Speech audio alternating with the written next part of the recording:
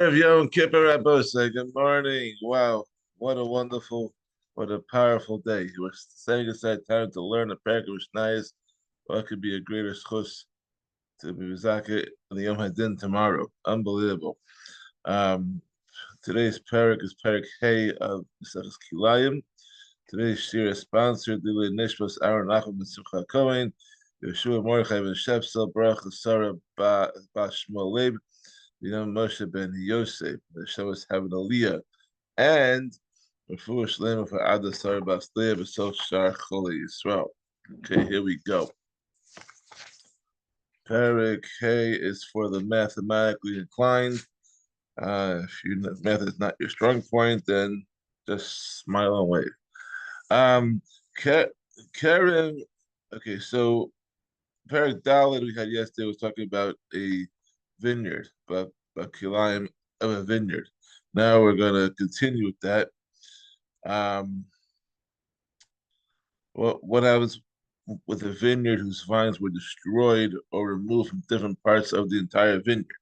So Kerem Shecharav, regarding a vineyard that was destroyed, Im Yesh Balakit Esagafanim the Vesa, if there are still enough grapevines in it to gather 10 vines in the base saw, meaning that there remain at least 10 vines in an area of the size of a base saw.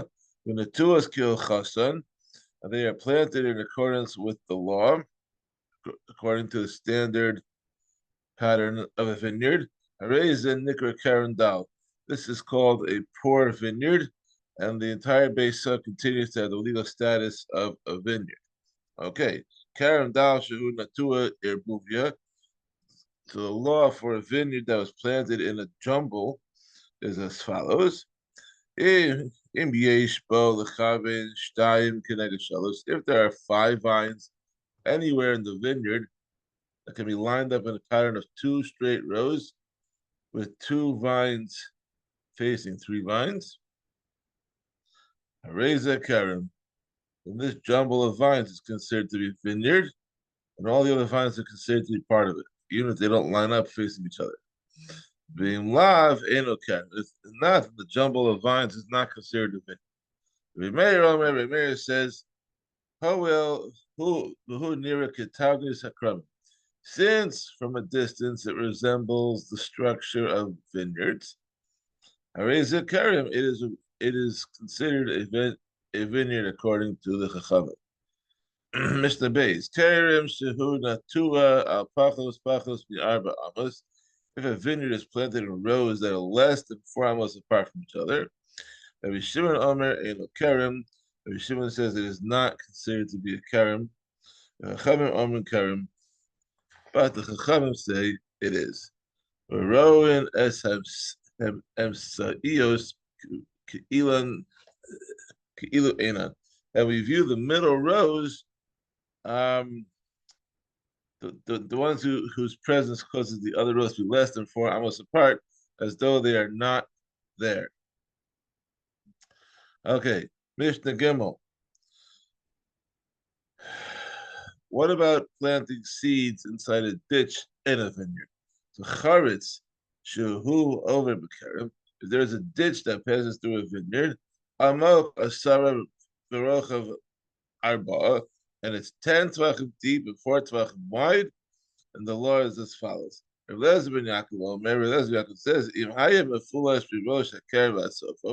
if it goes completely through the vineyard from one end of it to the other, and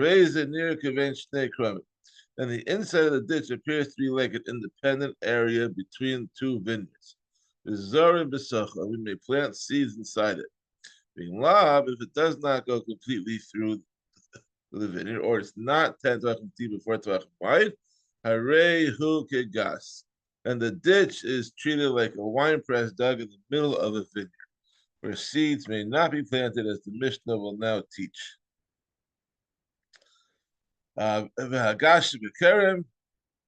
regarding a wine press that's dug inside a vineyard, a mocha, a sara, v'rachva, arba, which is 10 tvachim deep and 4 tvachim wide, is subject to the following machlokas.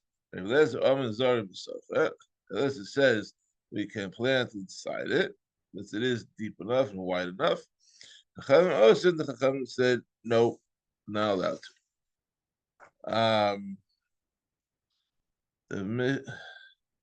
The the Mishnah continues. Shomeira Shibakarim, there's a watchman's mound it, inside a vineyard, kind of like a lifeguard chair up on like a big pile. So there's a watchman's mound over there. Gavoa Asara Rachva Arba. That is 10 tvachim high and 4 tvachim, 10 tvachim high and 4 tvachim wide. So instead of having depth, you're having the height. Zorim b'sochim, you can plant the seeds in it on top of the mound. But if there were vine branches from both sides of the mound that intertwined on top of the mound, usher, it's usher. You can't plant it there because it's no longer because it's no longer considered to be separate from the vineyard. Mishnah Dalet, Gavin Shehu Shehina Tua Begas or Beneka No Stilo Avodasa. If a grapevine was planted and growing inside a wine press or inside a cleft in the ground, and the grower wishes to plant seeds inside the wine press or cleft, with no stilo avodasa, we give the grapevine a 6 tefach work area. There's a rea es hamosa, and he may plant the rest of the wine press or cleft with seeds. Rabbi Yossi says, Ein sham arba amos, if there are less than 4 amos, but if there's less than 4 amos by 4 amos in the wine press, lo yavi zer l'sham. He may not bring seeds and plant them there, because it's too small of an area. But if it is 4 by 4 amos, then he can plant them up to 6 tvachim away from the vine. And Mishnah Dalet concludes, if there's a house inside a vineyard, zorim b'socho, then you can plant seeds inside the house, since the walls of the house are separated inside from the vineyard around it. So, I mean, I guess you put up like a greenhouse. It's also probably be fine. Hanoteya, Mishnah Hey. This is for the mathematically challenged. This is for the mathematical people. Definitely not the best mission to do when you're lacking like sleep. So we'll do our best. This is what the Yevishter wants. This is today's vote. Okay, no. Okay, so we're talking about how many rows become prohibited when seeds are planted inside the vineyard. Mishnah Hey. If a person plants vegetables in a vineyard and they take root, or he sees vegetables growing in his vineyard and he maintains them, he does not pull them out.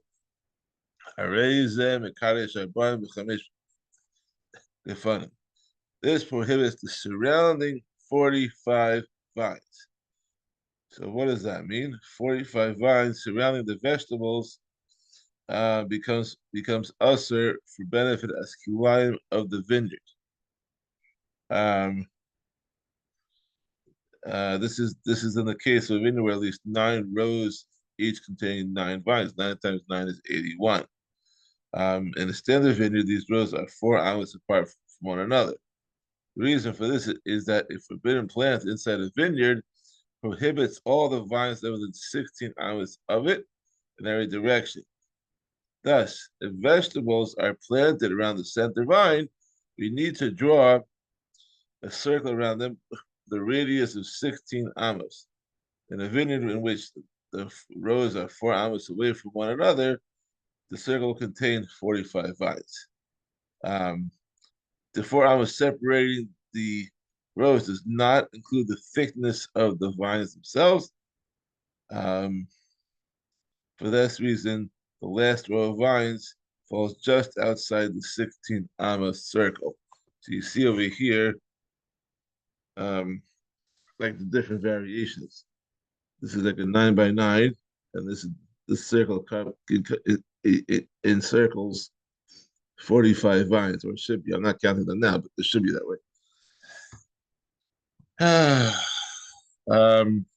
so aim aside. So what? So when is this? So that the that the that the that the vegetables prohibit 45 vines. This man shahayu the tuos al arba or al chamish chamish. When the vines are planted in rows that are 4 hours apart or 5 hours apart. So hayu the tuos al sheish or al sheva sheva. However, if they're planted in rows that are 6 hours apart or 7 hours apart, hareze mekadesh sheishes v'ama lecharuach.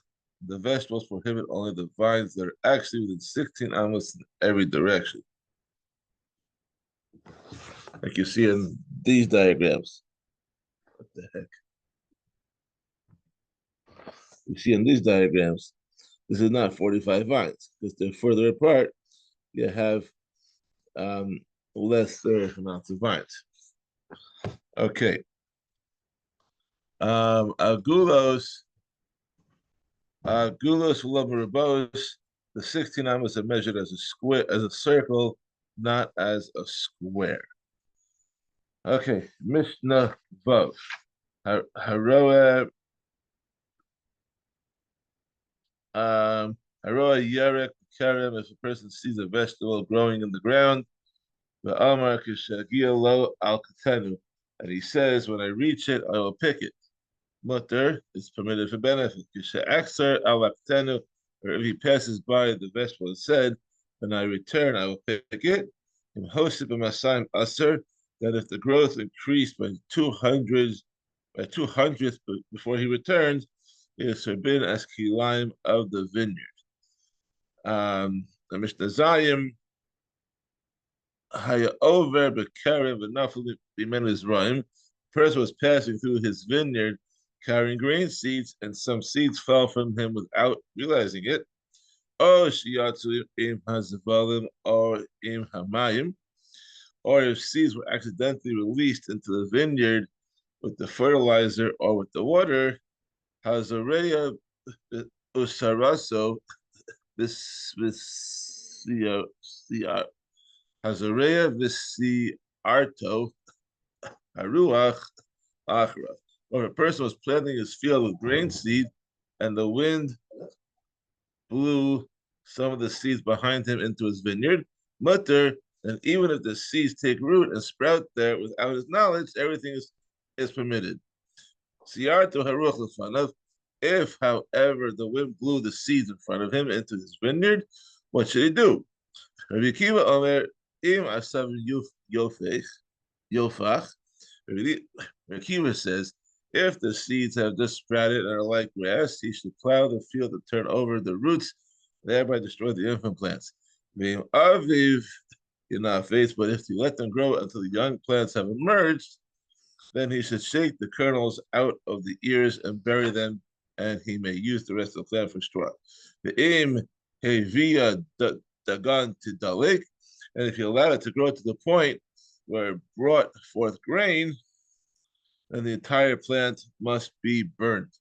And finally, Mishnaches, Hamekayim Kutzim Bekeris, if a person maintains thorn bushes in a vineyard, Rabbi Lezer Omer, Lezer says, Kidesh, he prohibited both the vineyard and the thorns for benefit. Nothing prohibits a vineyard except a species that is maintained in that place. Ha'arus, ha'irus, ha'kisum, the hamelech, the cholmin Israim, einan kilayim bekerem. The eros is it's a small fern that grows in the cracks of rocks and stones.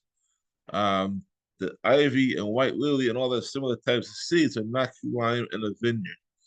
And the Mishnah concludes, hakumbus, which is hemp, very tarf for Omer in a kilayim, there's not kilayim in a vineyard. Chacham Omer kilayim, the Chacham say it is. Kinras kilayim, and the artichoke is kilayim in a vineyard. Short but sweet. Have a wonderful day, and let's make this year a wonderful year for everybody. And Mashiach Hashem, and we will continue on Friday with Perek Vav. Gamar Chasima Tov, good bench,